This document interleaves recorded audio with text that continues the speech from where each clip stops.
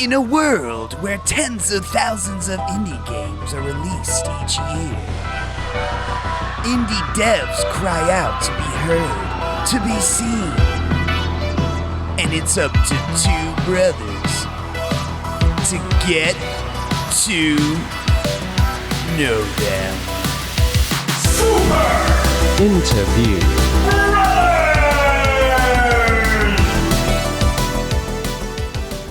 Hello world! My name is Max Stein and welcome to the Super Interview Brothers. I enjoy indie games. I also love indie games. The Game Treasure Podcast side quest where Buck and I fulfill our dreams of getting to know the people that actually make the precious video games that we love and kiss and hug and make money off of and spend money on.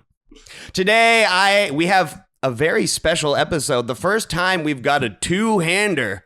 We've got a double fister of a double dev duo. I can't think of any more. Well, yeah. Anyhow, in the studio, we have both parts of Teebowah. I hope I'm saying that correct. Games, Scottie and Julian. Scottie and Julian, say hello, sirs. Hey, thanks for having us. I'm Please Scottie. correct me in my Teebowah pronunciation. Oh yeah, no.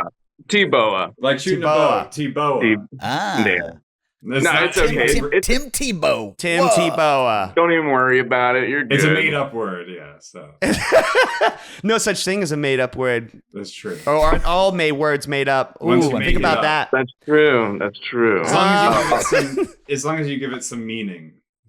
That's right. Scottie and Julian are here on behalf of Tim Teebowah Games to discuss specifically later in this episode The Third Shift, a game they released earlier this year that is very good. As a person who enjoys collecting Gameboy games, Yeah, that's what I get As Mac you can for see like here. every birthday and Christmas. I'm a big I literally- fan of these guys' work. They have made two now Game Boy like horror games that we're going to get into that are both really kick-ass. But we can't jump right into that. Instead, we have to start our episode off like we always do by asking the most important question, which is, Scottie, Julian, can you guys remember the very first time you saw or played a video game, and can you remember what video game it was?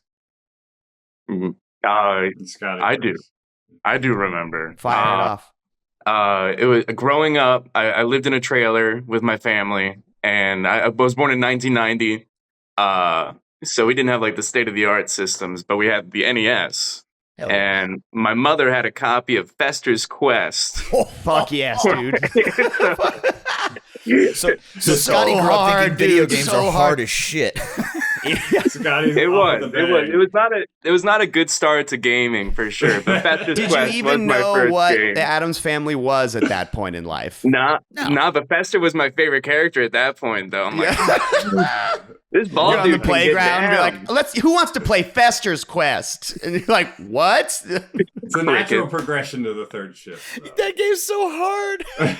It's brutal. I think like Angry Video Game Nerd did a video on it at one point, and I didn't realize how bad it was until he did a video. I'm like, oh, okay, I guess it's not a good game to start out with. I'm But impressed you have it's been- fond memories of that. Oh yeah, no, it's been uphill from there. So It got easier. Julian, can you remember? I mean, the first game I think I ever saw was, I'm also a 90s kid, so I think the first game I ever saw was the Mario Duck Hunt combo on NES. But I think the first game that my first console that I got was a Sega Genesis.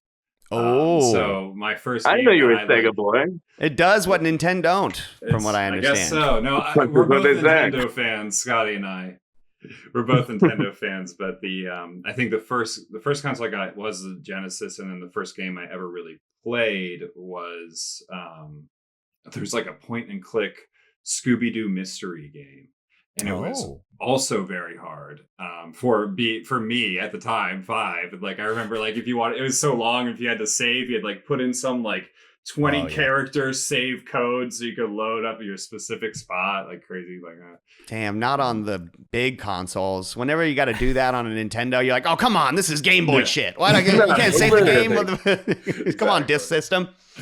That's interesting though.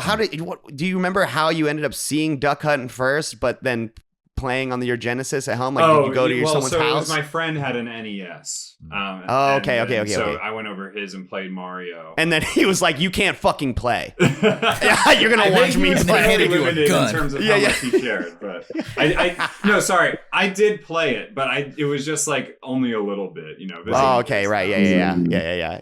You missed all three, and then he was like, "Get it, let me show you," and then you couldn't play anymore. And then the Genesis was my parents just being like, "Let's get him a console," and not really knowing what I wanted. I didn't know what I had wanted, so gotcha. Like, okay, well, next question would be: do you have a favorite game of all time?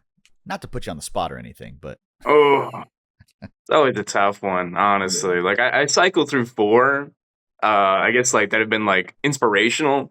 Like come to mind like Link's Awakening, Pokemon Red, Star Fox 64, and probably like the game with the most hours is Smash Bros. That's like something Julian and I like throughout our years we've just been smashing like bros, Wow.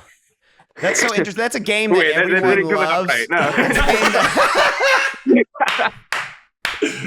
got him. That is a game that is Smash Brothers, so amazing and so beloved, but Yeah. we have never had someone admit that it's one of their favorite games. That's very interesting. Well, it's just Very such candid. It's a staple in our friendship for sure. And just like, I think just because it's like such a game that you can like just sit down and play with friends easily, like it becomes one that sort of creeps up because there's been so many versions of it. It like becomes one that's like, wait, I've probably played way more Smash Brothers than I think I have. Like, It's so true. Yeah. It's so They didn't true. log hours like Steam does. yeah, I know, seriously. No, yeah, right. Yeah, if it logged all the hours, we'd all be done. Honestly. It doesn't It's remind me true. constantly like Dead by Daylight does. Yeah. How hype are you for the new Star Fox, Scotty? I'm pretty excited, honestly. I know, like, we've already played 64, like, 12 times now, Yeah. but honestly, I'm always, like, ready to go back. Like, Give me oh, yeah, another. sure. Yeah. Let's play It's it such a again. good Yeah, game. no. Yeah, Play it it back. really is. I'm cool with that. That's There's such no a way good I've game. done every route. There's no way I've done every route. Well, the game looks really good. It looks really smooth, but then people are like complaining about, or some people are complaining about like the character designs. But like to me, they look like they were like a new version of what was intended from like the original like SNES like box art and stuff. I Those agree. puppets that Yeah, Hideo those puppets, Kojima yeah. had made or whatever. They just look like dark crystal extras or something. You know what I mean? Someone tried to Yeah, track. seriously. Someone tried to track down those puppets, and they found the production company that made them, and they confirmed that they were destroyed. So I was very sad when I heard that. I like the fantasy, like that Hideo Kojima was like, destroy them. He didn't just have them like put in a factory. He did. Wait, they were actually destroyed? Yeah, the production company that made them said that Oh. they were destroyed. In The order ones to from that, remove the souls for them, you have to burn them. That's a That's inspiration for the next game. Yeah, right. Spread the ashes. Julian, do you have a favorite video game or the first a game I cadre think of I four? ever truly fell in love with was Ocarina of Time. Nice. Especially from like a musical standpoint. That was like Mm. the first time. Well, that and Banjo-Kazooie were both like, for me at that age, like really hit me in a specific way in regards to like the world building and the music. Especially Ocarina of Time, but I love Grant Kirkhope's work on banjo too. Favorite game. I mean, so Ocarina of Time is up there. Bloodborne is up there. Oh, I also love, like I do love Skyrim, and I mean, like Skyrim is one game that I can't like play again because when I did, it was the only game that I played for a year. yes. so- That's another one where I do have the receipts for how much of my life it has taken. And it's like, Yeah. Also, Smash Bros. I'll say it because of Scotty. yeah. So both of you have Zelda entries on there. We've Love gotten Yeah, I was gonna Link's Awakening and Ocarina of But Time different ones. before, Very but different ones. I'll say the Game Boy aesthetic people usually will go with Link's Awakening. Mm.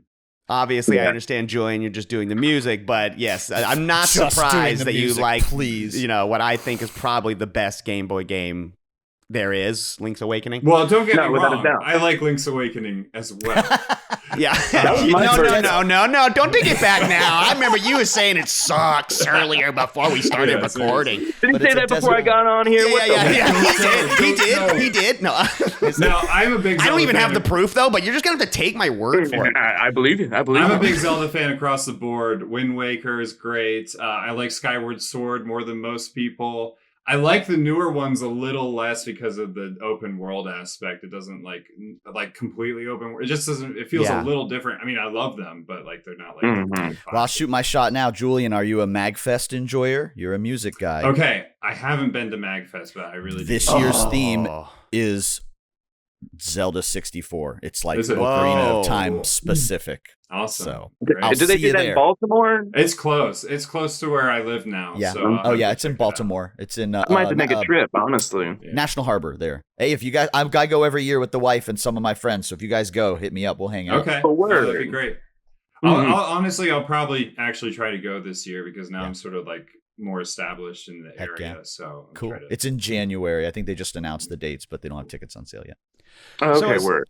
As far as general gaming, though, like those are your favorite games, right? But sometimes maybe your favorite game is a standout. Sometimes it isn't. But as far as preferred genres of video games, do either of you would you say, like, for example, Buck, I know, is like a JRPG guy. That's like one of the first games that he loved, and it's like a genre that he still stands by. I'd say I'm a strategy gamer, even though my favorite game is not necessarily a strategy game. Do you guys identify with any video game genre more than others? Mm. I would say horror, honestly. Like it's my bread and butter for sure. Mm. But I love online shooters. Actually, We just talked to a guy, You got Tony one. Russo, Tony Shoulders. the He guy made that that did, game, The The Butler. Butler. It's also a horror game. He Oh, said okay. the same thing. He said did the the same same thing. He's like, I love Call of Duty. And I was like, okay, all right. Yeah, that's very... No, that's the thing. I burned my receipts for Overwatch because it's like up in the 1,000 hours or something like that. I had to stop. I uninstalled it. I'm like, I can't play this. Like, it's too much of a time sink because it's so addicting. Like, I don't know. I always remember like our buddy Matt. He had just gotten a new computer with Counter-Strike. And it was my first online game. I'm like, what is this? Like, you can play online with people? And ever since then, it's just been like online shooters all the time. Like, I haven't played any in a while, but I remember being a child and seeing Counter-Strike in the den. Buck had gotten it on Dad's computer somehow, and it was like, what the fuck is He had a this? he had a T1 line ran to that house for work. That was like in 1999. No one had a T1. I had Wow, dial up yeah. at whatever on my college Yeah. apartment. We were and it was like desert oh, eagling man. people's skulls out of the back of their heads. winning not It was on awesome. skill but on ping. no, literally. No, that's the thing. It's like all my buddies had the it's like broadband internet. Well, I Oh, had your internet dial was up. horrible, dude. Yeah, you're getting fucked up. I feel It was ya. the worst. Like we'd be trying to play like Call of Duty or Gears of War, and I'd be like having conversations with my buds, and they'd be like, "Hey, do you all hear Scotty? Is he here?" And I'm like, "Great." So no, there are stories where like we would be playing together, and Scotty would be like in and out, and then we'd be like, "Oh, do you hear Scotty?" And then there would be like a random cut in of him like yelling or like smashing something. Very It's like- good. I'm professing my love to like stuff like, "Oh man, you guys, I think she's the one." And what do you all think? Okay, Scotty, you fine. there? Bomb's on B, Scotty. Are you good? Are you like what? If you guys don't like her, you can just be honest. Literally. Julian, do you have a preferred video gaming genre? I would say the place that I'm just like feel like I guess at home, sort of like just more of an adventure sort of space. Like maybe not specifically dark fantasy, but like I do love Dark Souls and that sort of the Souls like genre very much. Mhm. Elden Ring was awesome. Oh, Elden Ring is. But so then good. I find myself, like getting really hooked on like Slay the Spire. I love that game, and definitely indie titles. But like earlier this year, Clair Obscur, which like I'm not typically like that, like a JRPG player. I know it's more in the style of that kind of game, but I love that game. So. I adored it, and that soundtrack. Amazing! Oh my word! It deserved all the accolades that it got. Oh, that's true. And just how huge it is too. I mean, it's just a lot of work. Did you play Night Rain at all? I didn't play Night Rain. No. Oh fuck, dude! No, do you like it good? Oh man! It takes all the best parts of Bloodborne, all the best parts of Elden Ring, and then makes them Overwatch-sized experiences. So, in other words, you can OD on them. They can just be like, just one more, let's just do one more run. But then you got all the animations of the Dark Souls universe, all the lore and the insane monster design, and I enjoyed this. So fun, I'm gonna dude. have to check it out. I think. And it's like $35 or something. It's like cheaper than the full. I think this week is the 1 year anniversary, so it might even go on. You might even see it go on sale. If you like Elden Ring, it's fucking. If you guys could play it together, I know, shit, it's so fun, bro. Well, wait, is there 2-player now? I thought it's three and 2 player. It has single, duo, and trios. Okay, because I thought when it launched, it didn't have duo. It didn't. They added that they were really fast about adding content. Like people asked for that right away, and they're like, "All right, give us like 3 weeks." And sure as shit, like a month later, duos was in there. It's cool. When that came out, I heard it's got Scotty. You go. I was gonna say, does it have like roguelike elements? I heard, like, is that? Yeah, because I love me some roguelikes. You get like these gems at the end of runs that give you slight augments, or like your starting weapon has poison, or you get plus 20% to holy damage, or whatever, and so you can slot those in. And some of them get crazy later, where it's just like when you take damage, everyone heals and shit. And it's just like, oh man, you can talk to each other ahead of time and decide what you're gonna bring, and if you usually know what boss you're gonna go fight, so you got to do some strategizing there, or whatever. There's different seeds based on which boss you pick, so you do a couple of day-night cycles before that final boss on the third day. So just go check out our John Night Rain compilations if you want some tips and tricks to get through the. Wait, is this a real thing? I did a funny character in a cowboy hat with a shirt on that said "I It's a cowboy bunch of hat PSAs. Don't even spoil it. It's a bunch of PSAs by a celebrity that he's explaining to you how to play Night Rain. John Night Rain. YouTube it. But okay, so what have you guys been playing lately in your spare time when you're not trying to promote this game or work on this game? Mm-hmm. Yeah, getting this game out was. Are you pointing to me?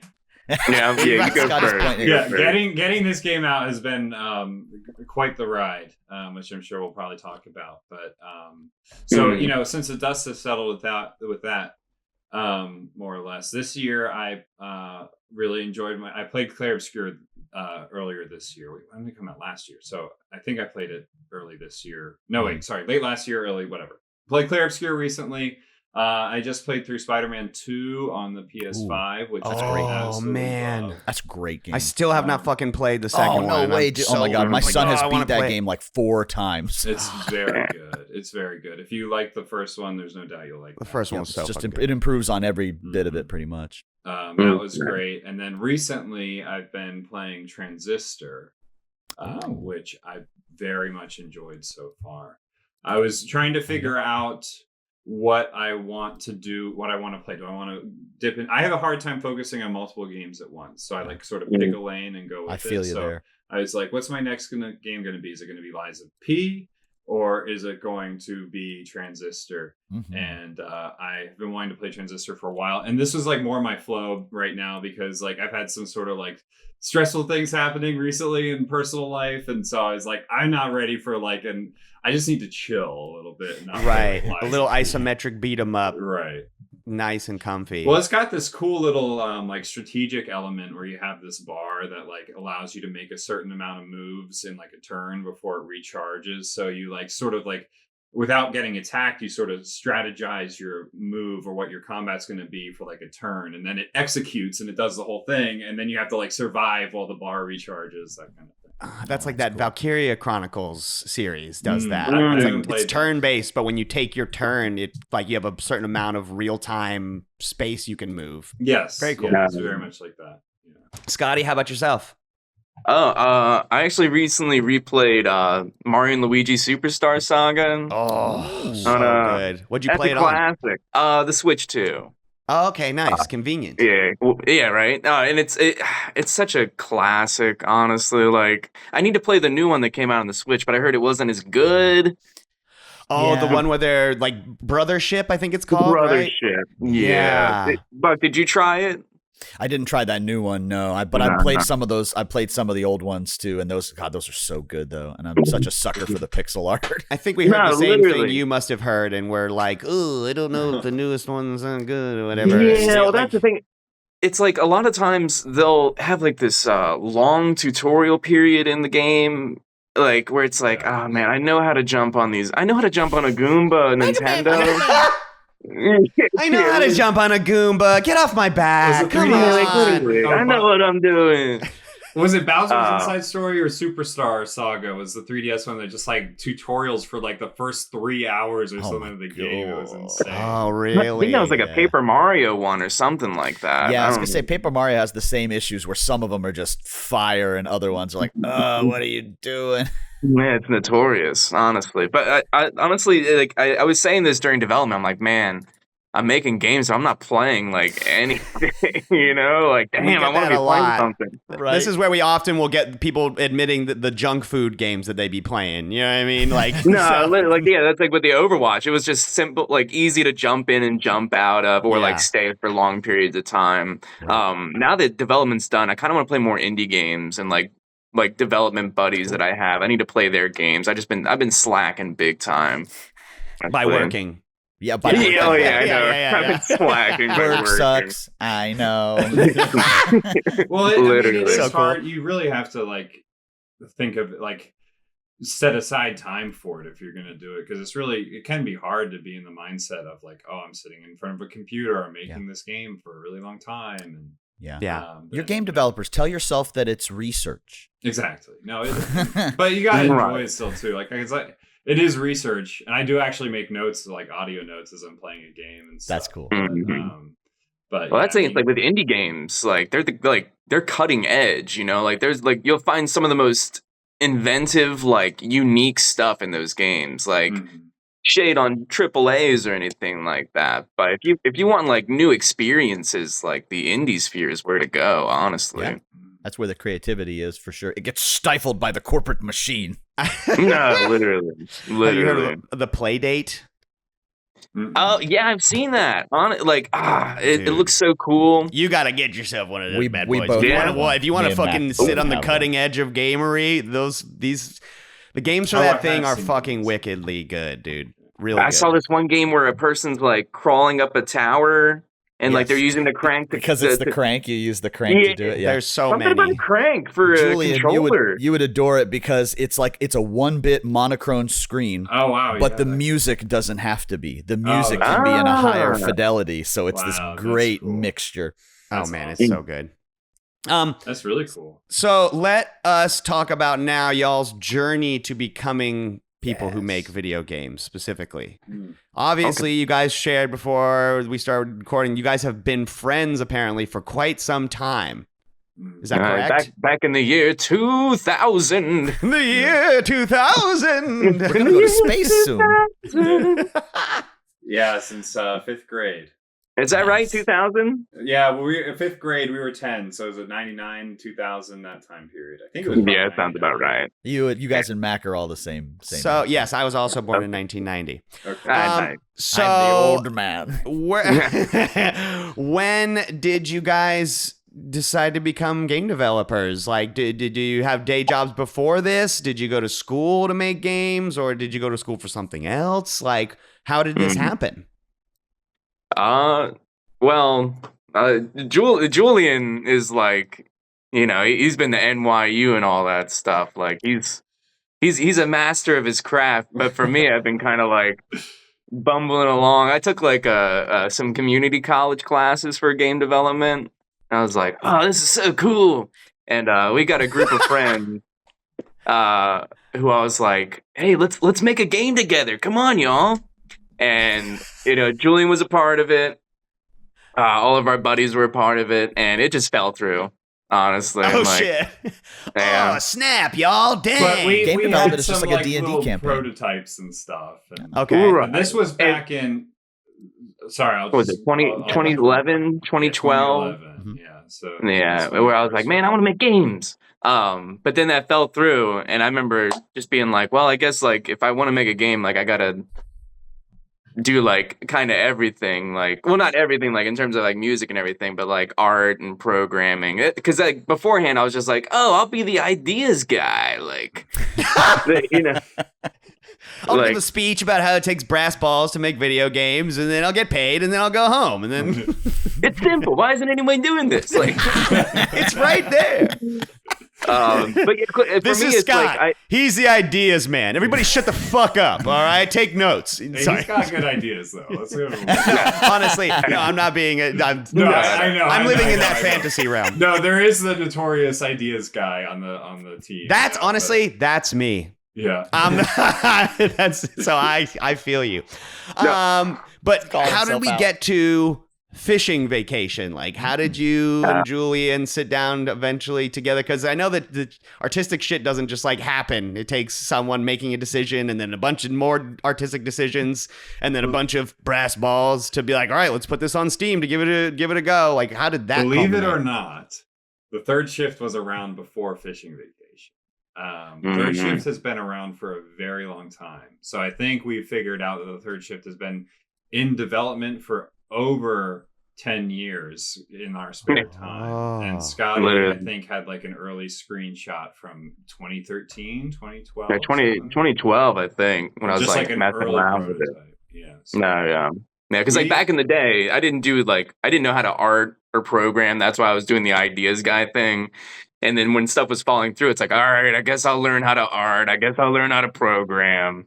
And so we started making prototypes. And this is when I had moved to Portland, Oregon. And I joined like a game development community called Pig Squad. And like there was like a lot of like great developers there. And it's like, oh, dang, like this is something I could do. So I started like building my craft and whatnot. And we made a game called Catapult. And what was that, like 2015 or something like that? For mobile.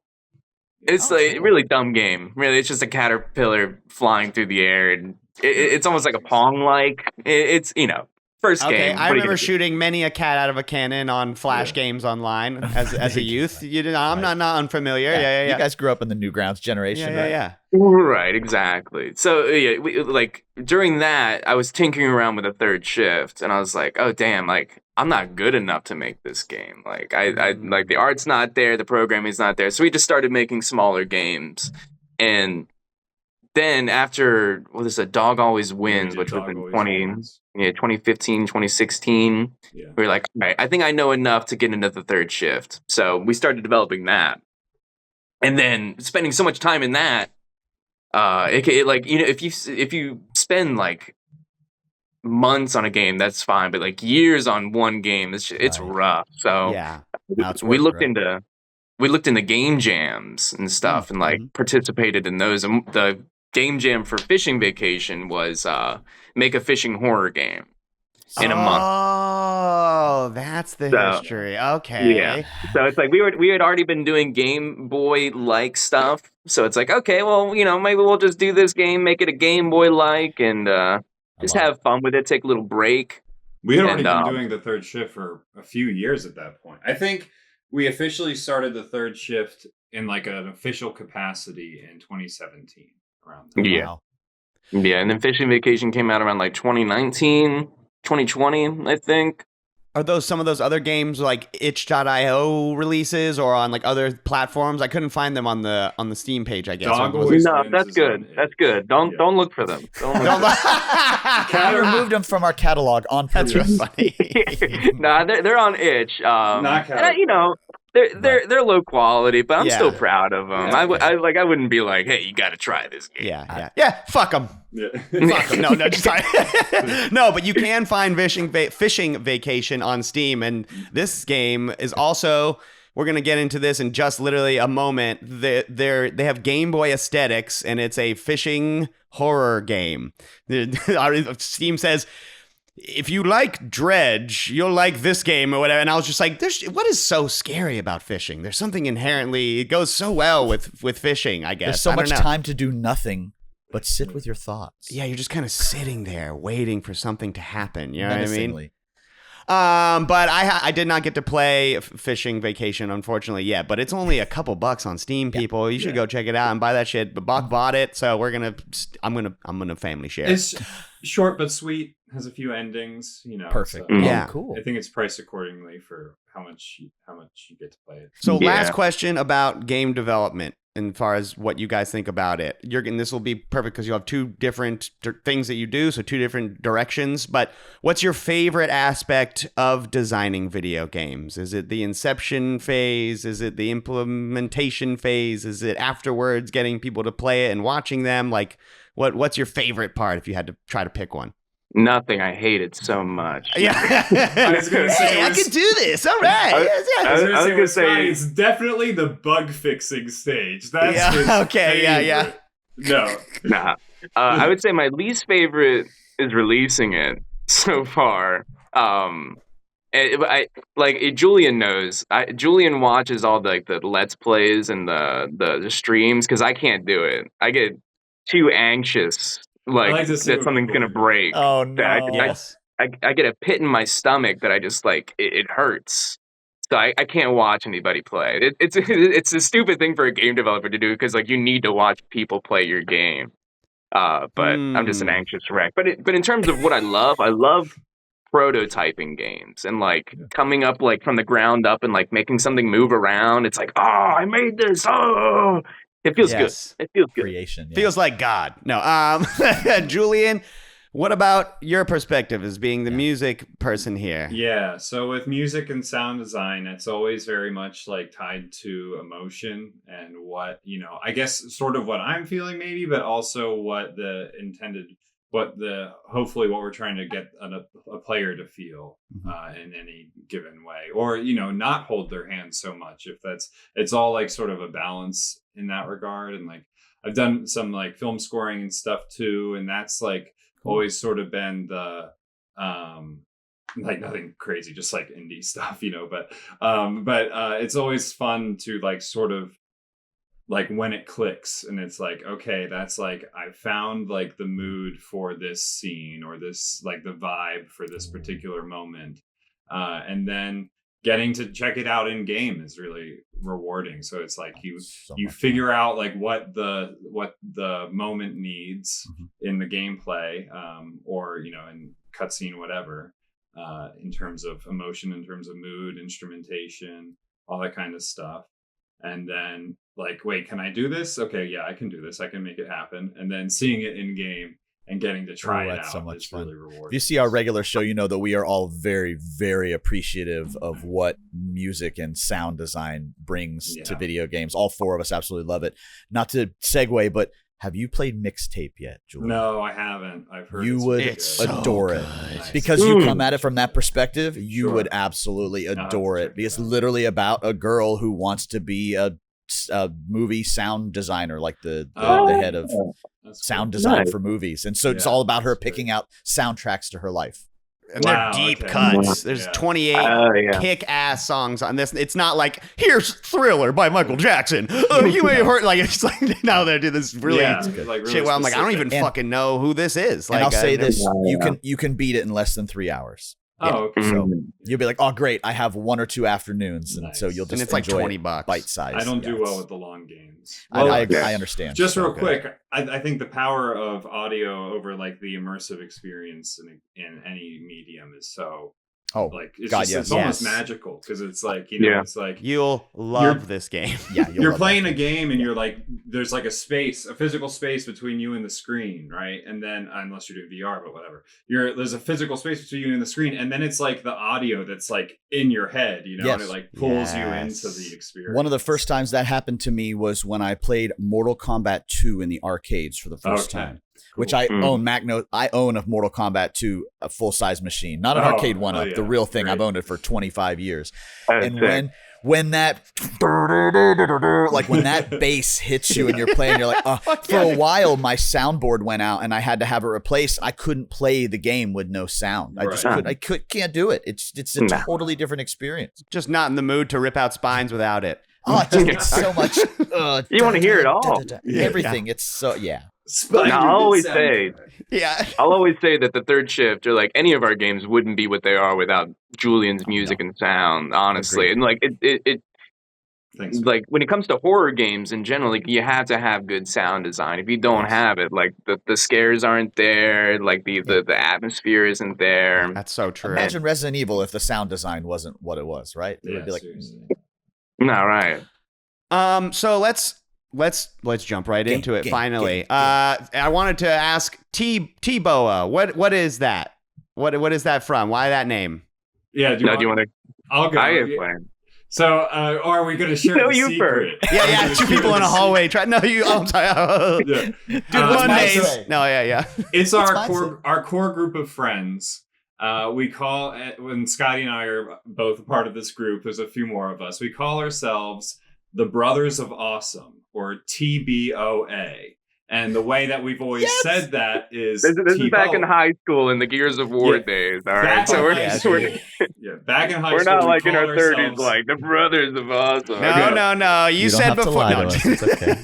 No, this was a thing in high school, but the name has stuck. Teebowah, the Brothers of Awesome, has stuck for this whole time. And so when Scotty and I started making games, and we were like, well, we need a name to like for our dev team, so we just spelled out how Teebowah sounds when we say it, and it kind of worked because like Scotty and I like to go camping, and like so we sort of had this idea of like playing games around the fire is like sort of like a communal kind of thing, and like Teebowah also has a name that maybe sounds like an old camp you might go to or something. So Camp Teebowah. Yeah, absolutely. So, like, I learned how to throw a tomahawk at Camp Teebowah. But it's more just connected to the to our friend group. That's fun. And then now we know how to pronounce it properly. It clicks now. Yeah. Now I can see it. Now as I'm reading it and thinking, I'm like, okay, duh. So let's talk about Third Shift, released April 21st, 2026. God damn. First of all, the live action commercial. Yes. How did this come to being? It's so good. I love it. What happened? How did you do it? Oozes. Glad you all like it, honestly. Yes. I was living up in Bellingham, Washington, so like an hour or something north of Seattle. And they had this like really nice museum there. And I was just like, hey, can we like rent it out for the night? Just to like film some stuff, And they're like, oh, yeah, sure. Yeah, come on in. Nice. Artists, welcome. No, yeah. We put on berets and big crazy hats, you know what I mean? Yeah, and then they let us in as artists. No, literally. It was the game is very much an homage to the 90s and the 90s throwback. So we were thinking of old commercials that like had like definitely like a thick layer of cheese on there, but we're just fun and like we're hamming it up in there. Oh yeah. Is that that RE1? No. Directly pulled. Exactly. Yeah, Who is that playing the guard? Just one of your friends? Did you hire an actor? Me. That's me. Is it you? Him. Yeah. Oh shit! And then Julian is the one behind the screen watching with the Gameboy in his hand. And that's my hand coming in. So good, dude. So that's So we're also indie filmmakers as well. I'm a bit of an amateur. So for people listening at home, or watching, Third Shift is a survival horror adjacent adventure game, complete with Resident Evil style pause menu, in which you have a pulse meter and a portrait of yourself, which is so fucking cool. Where you play as a museum guard on their first night of work at the Roanoke Museum of History and Wonder. I wanted to ask, do either of you have a connection to Roanoke, or is it just something cool? Nah, not really. It's just something cool. Okay. Honestly. No, because we just spoke to the person who made Screaming Savage Blood Death, And that yeah. game takes place in New Jersey, and For the Pine Barrens. they very much so put it there on purpose and love the Pine Barrens and the Jersey Devil and all of that shit. So I wasn't sure. I was like, maybe these guys are Roanoke heads, and they're like, oh yeah, we're from there and we love it. No, I think, not to speak for Scotty, but I'm going to, I guess. He's always been into like just strange occurrences that have happened in like sort of more like local areas. Like, like he had this book of like strange occurrences in Maryland or whatever, and we traveled around to see some of the different places, and that time we went to Screamy Bridge. Yeah, we went to this bridge nearby that we call Screamy Bridge or something like that. Wait, you called it that, or they called it? No, we called it Screamy Bridge. It's called Crybaby Bridge. But I mean, like every state has a Crybaby Bridge in it.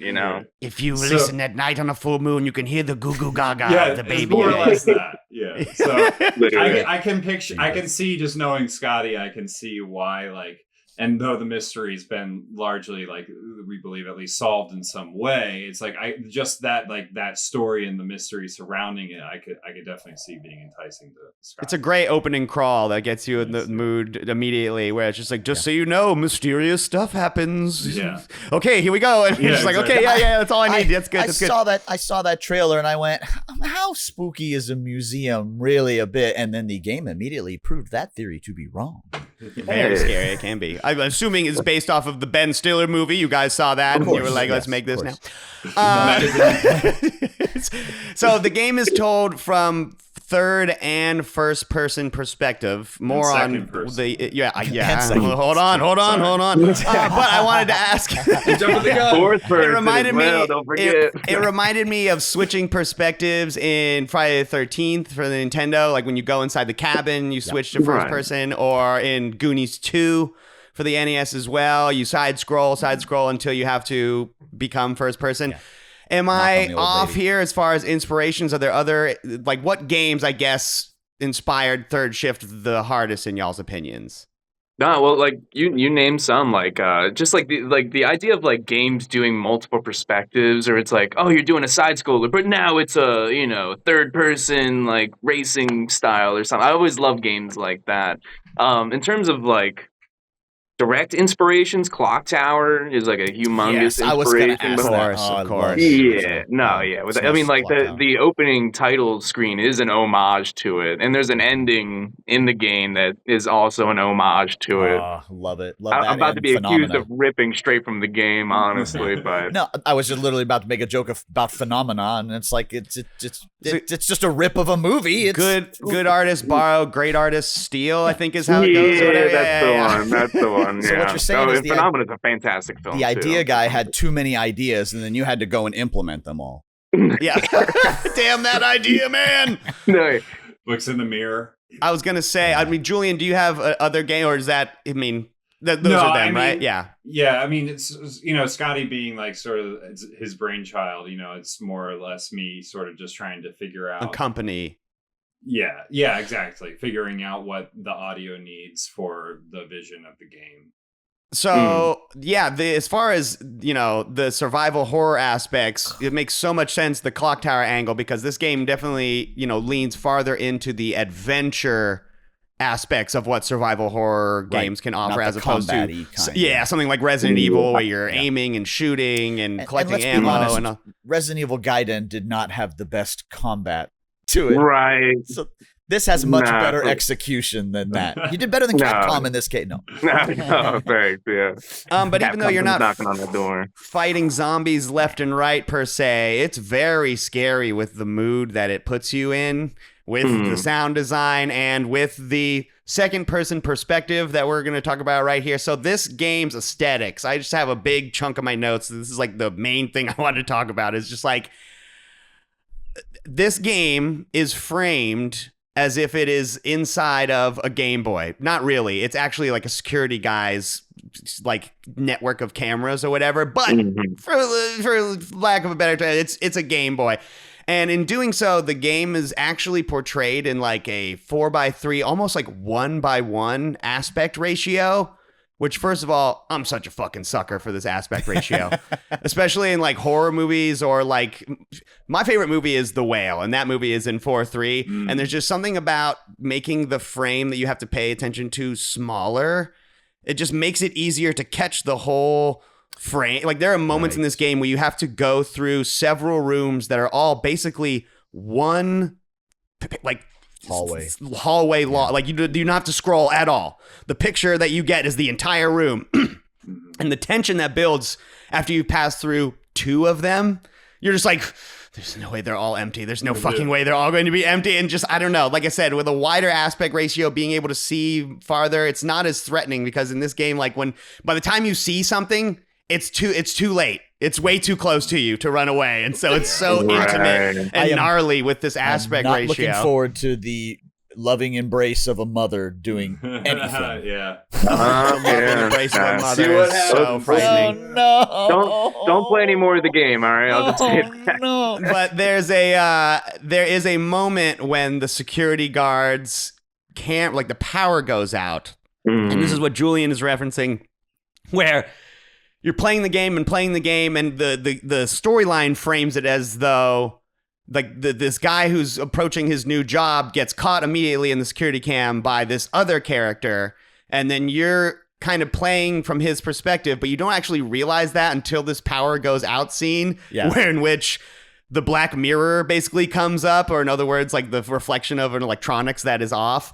And you see this horrifying grimace of this character that is dubious at best at this point in the game when you see him. Like he's just constantly saying shit like, don't worry about it. And you'll be like, there's a zombie in there. And he's like, nuh-uh. And you're like, okay, come on. This guy does not have my best intentions. And man, when you see him in the Game Boy screen, I was just like, this is brilliant.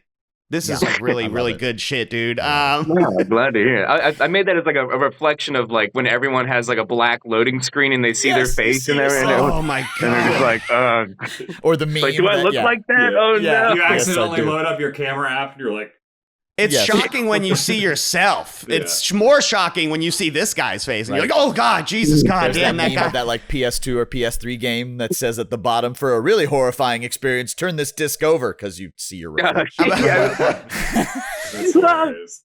It reminded me of one of my favorite games of all time is Inscription. And I Inscription love. I need to play that. I love Dan Mullins is real good at doing this thing where it's just like, you're playing this game. No, you're not. You're playing a guy playing a game. You know what I mean? And that's just like the ultimate, like, it's harder to do that that in game movies. does that multiple times. Yes. When you think movies can't really do game. that. You know what I mean? You can't be like, you're watching a movie. No, this guy's watching a movie. Be like, no, he's not. He's walking around. You know what I mean? Like, but like you said, the space that separates us from the screen makes it to where you can reach out and touch me. Also, the smaller aspect ratio does add like a sense of claustrophobia too. Oh, absolutely. Yes. Oh, Oh my God. Absolutely. Yeah. Like I said, but if something is, I don't want to spoil what the scary things are in this game. It's but in the description on the Steam thing. It's fine. It's like pretty. There's thumbnails about this.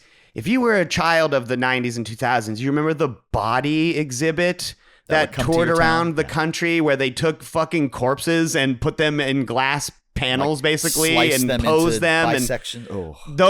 That's one of the exhibits in the haunted museum. That was that essentially moment of how scary is a museum at night. It's kind of scary. That's the exhibit. Brilliant stuff. And so if one of those things is close enough to be on screen, I'm looking at a screen this big and I have headphones on. I'm going, no, and I'm trying to like run through this. So what about if there's dozens of them constantly on screen as So you move scary. around from room to room? Literally.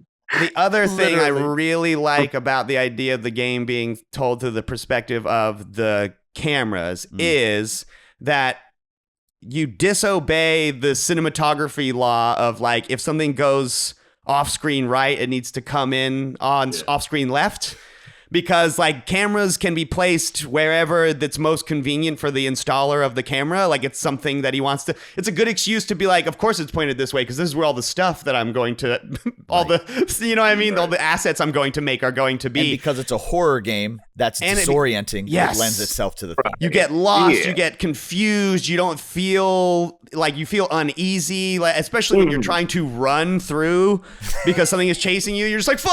It's just so easy to get lost, dude. It's a brilliant I remember design. people saying like, like, oh, this is bad game design. I'm like, yeah, it is. Good point. We were talking the other It's day. Oh, yeah, go ahead. I was gonna say, have you guys ever seen the movie Skinamarink? Oh, yeah. I fucking love that movie. Oh, it's great. I And made I the was- mistake of bringing a group of friends to that film. Being like, hey guys, I heard this is the Scotty, scariest movie right now. And this is like, really Scotty, boring. you can't pick the movies anymore. I wasn't allowed to pick movies after this. Oh man, I love But that movie. I love the movie. It was a fantastic film, but I love not the for everyone. unorthodoxness of it. It's getting back to like where you said it's like that's bad game design. Like you could be like, oh, there's no like you can't even see the main characters, and I'm just like that's kind of cool though, isn't it? Like to make the choice to be like, I know, right? Like isn't that kind of literally. crazy? Like yeah. And then someone echoed my thoughts on the fact that when you start a job, you don't know where anything is, and you've got I people didn't think that about that. That's a great idea. yeah, like you don't know where anything is, but like you've got coworkers that expect you to know where things is. Yeah. Things are. Sorry, I can't talk. So and it's like when you got an asshole boss, it's like just go do this, and you're like, Right. Like that's happened to me so many times where it's like, hey, go get this in the walk-in, and I'll go in the walk-in and be like, I don't know where this is, and they'll like come storming into the walk-in, like you haven't found it yet? I'm like, bro, I started an hour ago. What do you want from me? Yeah. You literally, when you see the zombie in the closet, and I just straight up told him, "There's a zombie in the closet," and he was just like, "No, there isn't. Get back in there." And I was just like, "This guy's a real piece of shit." I was like, No, literally. Daniel is everyone's a favorite master bad boss. gaslighter. Yeah, No, it's yeah, magical though. right. It builds that. I mean, it builds that great amount on as well too. Oh, Buck, you had some questions regarding the music because there's the moment where you can choose to turn on the music of a given area of the museum. I opted not to because I was too scared. Yeah. But Buck did. I needed You had to have it on because the existential dread of silence was driving me more insane than anything. So a couple things I noticed, and I wanted to know if they were, Julian, if they were on purpose or if I just noticed them or was hearing things, whatever else. But so there's certain areas you go into, this I know for sure, but there's certain areas you go into where the music becomes like muffled. And I thought to myself, like, this is like a museum. There's only speakers in certain places. Exactly. So when you're in this tube going through the aquarium, no, there's not a speaker mounted in the glass. So all of a sudden, you're hearing the same music, but it's muffled or it gets lower or quieter. Then it gets louder again when you go into a main room.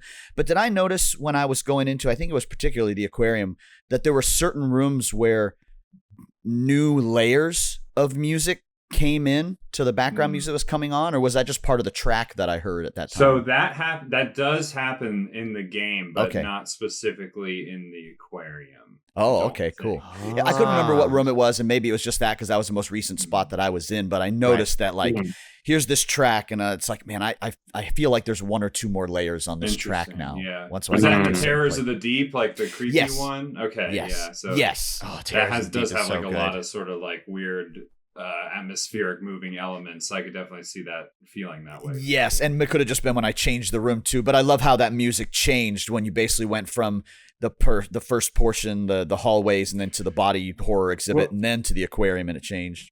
You're right in that a lot of the implementation decisions are Scotty. So like him like turning off the music on and on, like that's a Scotty choice, and it's a great one. Like where it's like that's cool. Some people like in some Scotty says I watch the Let's Plays. Sometimes the people are like, "Where is the music? I need the music." Like I need. And then other people are like, "Oh, I like music's maybe making it more creepy." So it's interesting that it that's plays funny out that in different ways. I didn't want to be snuck up on. Right. I was just like, I have to be able to hear if something's going. I can't because it would just it's. But you're also right in the fact that it's like what we'd call like diegetic music. So diegetic music is when music is coming from within the scene versus it just being a thing that's purely for the audience. So that was the idea, is that the music is actually playing on the loudspeakers of the museum. So when you move further away from a speaker set, then it's probably going to get quieter as you go. Yeah, there was that moment when that happened, and I went, "Is that?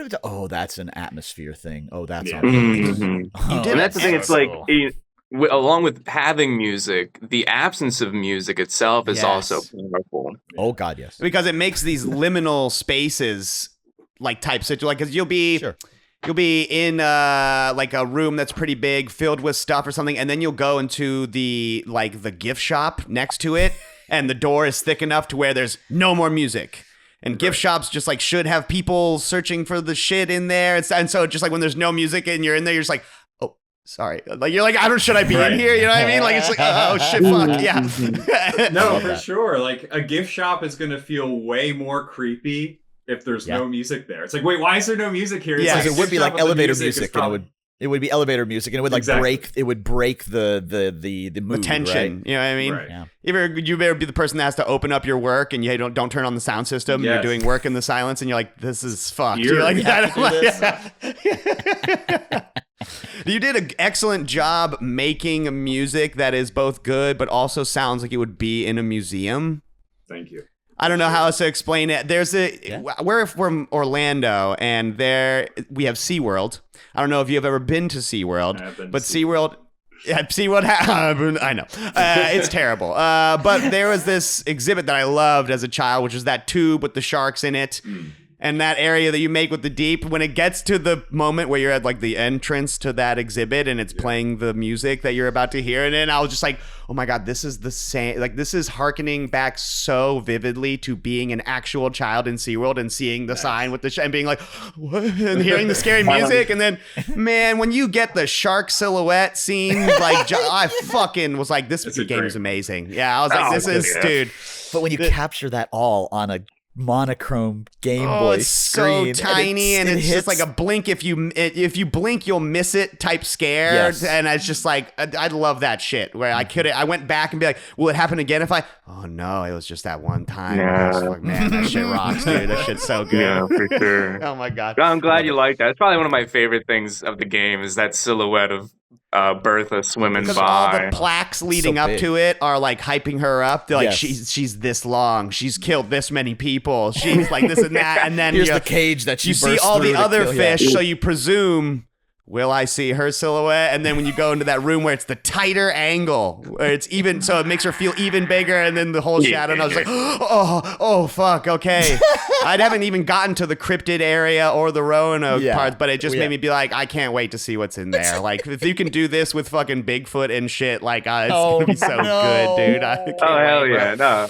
I think you're gonna like the cryptid exhibit for sure. There's Oh a lot of my God. like, well, not to spoil it, but we get into like the jump scare kind of stuff with cryptids, but like in a stupid way because Okay, like okay. there's a couple of jump scares in the game, but for like the cryptids, I'm like I want to be stupid with the jump scares. Like Interesting. Oh my So God! you'll When the see. zombie They're pretty shuffles silly.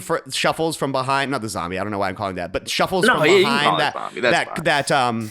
that like locker for the first time, and you're not sure what to do with the interface because Right. unless you've tipped over the toolbox, you don't necessarily know how the hand game. But it was still like my hands went towards the bad guy because I was like, So, like, no, thinking you were pushing yeah. away, When really I needed to step aside, but it was just like I was so afraid. And just like there's no prompts like press B to fight off the zombie. Like it just you're just playing the game. And so when you get attacked by a zombie, I don't know, like I out loud went like, well, it's just like it's just a pixel zombie or whatever. But it's just very frightening. It's very frightening in here. You know what I mean? I'm glad to hear. It's interesting you say that because everyone does the toolbox tutorial, and then like 90%, I would say, or more people are like, "No, don't come at me!" They like put their hands right in Now front it's of a the thing I zombie, can you know? push. Yeah. Yeah, dude, I'm thinking like, okay, I'll have this little tutorial with the toolbox, and everyone will get it. Like, and I don't want to be like too hand holding and be like, hey, remember this? Go over here. Right. But I fucked it everyone's up. like- Like I You aren't said, it was just punishing out of your- fear. I panicked. You aren't No. punishing in your gameplay experience too. It's just like when you're doing the puzzles, like look out, that'll burst. You don't get a game over and you have to run back to the another Steam, thing. the Like, very Resident thank you for Evil that. Steam puzzle, so fucking good right out of love the that. gate there. And then I was telling Buck the timing for the last leg of the Steam puzzle, and I was just like, I have the worst sense of direction, so I couldn't find it in the time limit because I'm a fucking idiot. And I was just like, No, oh you're man, not. You're not. I'm gonna have to do this forever because I can't remember where anything is. But then you're just like, it's okay. Like it just lets you keep playing. And like I'm gonna basically at the end of Resident Evil, you get a score. I'm presuming that happens here based on how well you do stuff. And he was just like, I'm gonna dock your score at the end of the game. And it was just like, Perfect. good idea. Good idea. Well, Thank you for that. Before in the demo, I had it so that it was like a game over. Like you actually did get fired, but like too many people were like I would see people struggling to find it, and I'm like, you know what, maybe maybe I shouldn't be so harsh on them. So No, it's it was good funny- that you have to struggle to find it, I think. Because Mac brought that up, and I go, well, how long's the timer? Because I'm right before that part. And he goes, well, it's like 5 minutes. And you're like, oh, come on, Buck, do the 5 minutes again. It wasn't that long. But in your gamer brain, you're like, no, totally understandable. Honestly, That's I was magical. thinking about even like it like taking away the timer, but it's like I don't know. I wanted to fun. keep that aspect. It's of reminiscent of survival horror games like Resident Evil, and it's like the mansion's gonna blow up, and oh no, here's the tyrant. You know what I mean? Like it's made me think of that. So I was like, it belongs in here. I have the worst sense of direction of possibly anyone ever, and so it was just like I just we couldn't didn't remember. make it easy on you. That's Right, for sure. and that part, and so to combine together, I was just like, it took me probably 10 minutes, but I did eventually find it. Oh, okay. Yeah. But Buck, do you have anything else you want to say or ask these guys before we close up? no, I absolutely adored this game, guys. I love it as someone who loves some horror point and clicks. I'm so glad you brought up Clock Tower and some of those, because those are some of my absolute favorite games that I adore, and I love this mixed with this aesthetic. There's not enough monochrome games on Steam. Yes, I agree. I agree. so- Thank you. Scottie, Julian, do you guys have anything else? I mean, obviously this game just came out. You're still releasing it. Do you have any other So maybe projects? go buy it, okay? Yeah, go buy it and wish list it, of course. It's awesome. Same thing with the other game on Steam. But No, yeah. do you have anything else you want to promote, or anything you want to tell people to go to give you money or whatever, anything at all? Oh yeah. Oh, go ahead, Julian. I was just gonna say, if you play the game, if you get it on Steam, like leave us a review. It really helps. Yeah. No, please enjoy it, honestly. Yes. And yeah, I think just like anybody that like, even if you don't enjoy it, let us know. I hope you enjoy it. But if it was really fun to make, and I'm glad I get to make games with like my best bud. And I'm glad that they're games that people enjoy. Like when people tell me like that was a great game, I'm like, oh, thank goodness, man. I'm so, like, thank you so much. Like it really means a lot to me. It's like I don't know. It's something that when you go through like a 10-year development cycle, I couldn't tell if the game was good or not after all that time. So it's just like I don't know. Like the game might be good for people. I don't know. So to hear people say like it's worth the wait and that it actually is good, I'm like, oh, thank God. Like thank goodness. So yeah. I would say for anybody listening, like if you do play the game, let me know if it was worth the wait, and please enjoy. Nice. Teebowah on Steam. I'm sure you could Google them and find them in other places, some sort of social media as well, I presume. Maybe not. Maybe they're too cool. They're too cool for social media. We have some. We should be more active. We found each other on Yeah. X. I hate probably marketing. hounded them. Yeah, I probably hounded them a bit, because when I saw this game, I was like, I really want to talk to these guys. This game is so I cool. love the So Game Boy No. so much. Sorry I pestered you. Yeah. No. Sorry we took so long. It's just honestly, it's like with when the game came out, there was a fair amount of bugs, and I was just I like Julian can attest because he was there right next to me. I was just like.